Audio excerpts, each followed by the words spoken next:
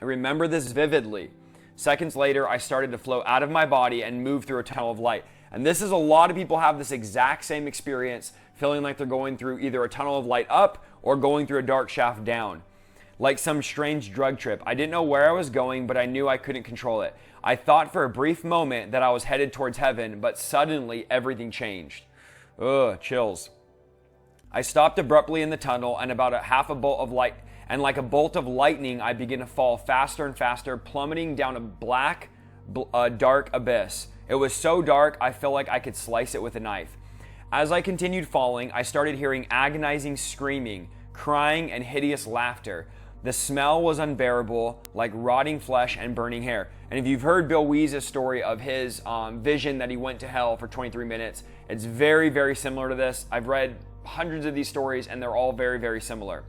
The blackness transformed into fire, and I was falling into what seemed like a massive furnace. The flames began to consume me, and I screamed harder than I ever had. I crashed into what felt like rocks, and pain overwhelmed me. It's mind-blowing to think, guys, that there's millions and millions, billions of people, not millions, that are experiencing this agony right now as I speak in my nice, comfortable house. 24/7, they're experiencing this because they chose to reject Christ and live a life without Him.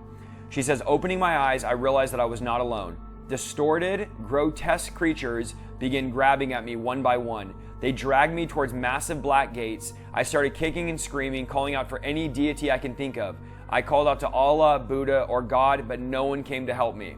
One enormous creature ripped my back with its sharp nails, while another yanked my hair so hard I felt like vomiting. And if you've read Bill Weese's 23 Minutes in Hell, this is his exact description of being tormented by massive demons.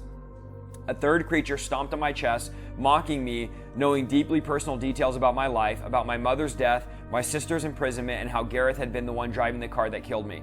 So these demons literally knew about her life while they're tormenting her in hell. The air was so thick with the smell of decay, I can barely hear their jeers over the roar of surrounding flames. Suddenly I saw other people running and screaming, children no older than 12, being torn apart by these malevolent beings. Then I saw Gareth hanging upside down with nails in his hands and feet. Ugh. This is just unbelievable. There's no human words that can describe the torment of hell, which the Bible describes. The fire in the ground began to burn my body, or whatever form I was in. I cried out again, God, please help me. The more I called on God's name, the more the creatures tried to hurt me. They grew angry and angrier and more aggressive, but I kept crying out for God. Finally, just as I was about to give up, I felt a powerful force pulling me away from them, and I was yanked back through the tunnel. I awoke to the voice of a doctor telling me I had been resuscitated after 2 hours.